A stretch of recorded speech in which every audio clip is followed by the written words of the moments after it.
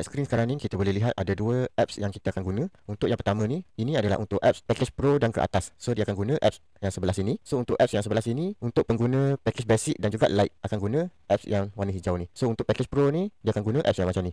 So jangan risau, setiap pendaftaran kita akan bagi panduan macam mana cara untuk install apps sehingga cara guna apps. Hari ni saya akan tunjuk macam mana cara untuk kita buat transaksi top up dan pembayaran bil menggunakan apps top up ni. Caranya sama sahaja, sama ada apps sebelah sini ataupun apps sebelah sini, caranya sama sahaja. Yang pertama kita kena lihat sama ada kita dah ada baki yang cukup atau tak. Untuk baki tu kita boleh cek dekat bahagian skrin dekat atas ni. So kalau kita ada baki, contoh dekat skrin ni ada RM41. So kita boleh buat pembelian top up sebanyak RM41. Kalau kita nak buat RM42 tak boleh sebab kita ada baki sebanyak RM41 sahaja. Sama juga konsepnya macam kalau kita dekat account bank, kita ada RM50 dan kita nak keluarkan RM100 tak boleh. Kita hanya boleh keluarkan RM50 sahaja. Untuk sistem top up ni pun sama. So baki dekat atas ni kita ada RM41. So kita boleh buat transaksi kurang daripada RM41. Kedua-dua apps ni sama sahaja. Kalau kita ada baki yang cukup, kita boleh buat transaksi. Itu yang pertama. Yang kedua, kita ada banyak kategori untuk top up. Transaksi kita masukkan nombor customer dan terus masuk kepada nombor customer. Yang kedua, data untuk pembelian internet, top up pin. Biasanya kita beli dekat server E ataupun stesen minyak, kita akan dapat nombor pin. Dalam apps kita pun ada untuk kategori top up pin. Seterusnya, kita boleh bayar bil telefon, bil utility, contoh bil air ke, bil TNB, bil Astro, untuk masuk dalam bil utility. Ada yang main game ke, boleh top up juga. Kita ada international top up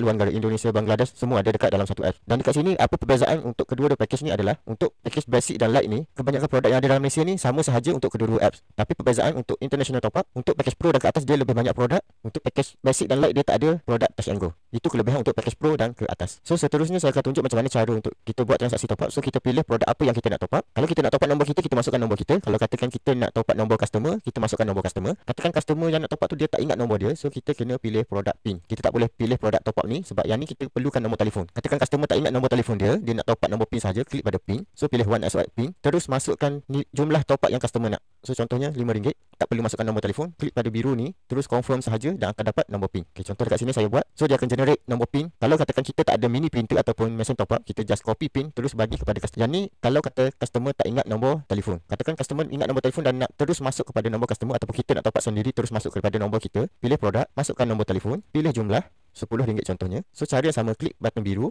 terus confirm sahaja. So sistem akan proses kurang daripada 1 atau 2 minit untuk top up tu masuk kepada nombor kita ataupun nombor customer. So transaksi dah sukses. Boleh nampak dekat atas ni, top up dah masuk kepada nombor kita. Saya boleh katakan kurang daripada 2 minit terus masuk kepada nombor kita. Ini adalah nombor yang saya buat transaksi top up tadi, sebanyak RM10 terus masuk kepada nombor kita. Kelebihan kalau kita menggunakan apps top up ni adalah kita boleh beli top up dengan harga lebih murah. So cara untuk kita lihat betul atau tak profit yang kita dapat untuk setiap transaksi, kita boleh klik dekat sini. Kalau untuk package pro dan ke atas, boleh klik dekat button yang bentuk jam ni dekat sini. So klik dekat sini. So ini adalah dua transaksi yang saya dah buat tadi sebanyak RM15. Satu untuk top up pin dan satu lagi untuk top up terus masuk kepada nombor customer ataupun nombor saya sendiri. So boleh lihat dekat sini, kos untuk transaksi RM10 untuk top up terus masuk kepada nombor saya tadi ataupun nombor customer RM9.47 sahaja. So profit adalah sebanyak 53 sen. So ini adalah package profit untuk package pro apabila dia buat transaksi produk One SOS. Setiap produk ataupun package yang kita ambil ni akan menentukan berapa profit yang kita akan dapat untuk transaksi tersebut. So ini adalah untuk transaksi top up pin, kos hanya RM4.70 lebih sahaja dan profit kita akan dapat sebanyak 26 sen lebih kurang macam tu. So itu kelebihan kalau kita menggunakan apps top up ni, di mana kita boleh buat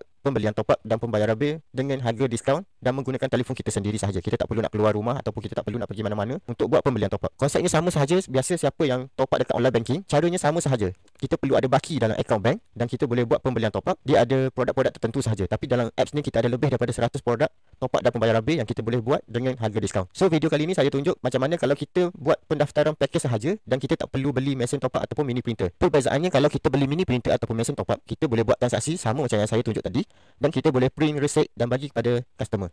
Itu sahaja perbezaannya. Kalau mini printer ni kita perlu guna telefon kita sendiri untuk kita buat transaksi top up dan kita print menggunakan mini printer. Tapi kalau kita menggunakan mesin top up, kita tak perlu guna telefon lagi. Kita just guna mesin top up untuk buat transaksi sama seperti yang saya buat dalam telefon tadi. Dan kita boleh terus print receipt menggunakan mesin top up. Kita tak perlu guna telefon lagi. Tapi tak ada masalah, dalam masa yang sama kita nak guna telefon dan juga kita nak guna mesin top up, tak ada masalah. Kita boleh guna kedua-duanya. Kita just log in sahaja. Kita masukkan username dan password yang sama dan kita boleh guna kedua-duanya dalam masa yang sama. So siapa yang nak dapatkan sistem top up ni, nak daftar dan ada apa-apa pertanyaan, boleh terus WhatsApp saya dan jika ada soalan yang tak faham boleh terus tanya.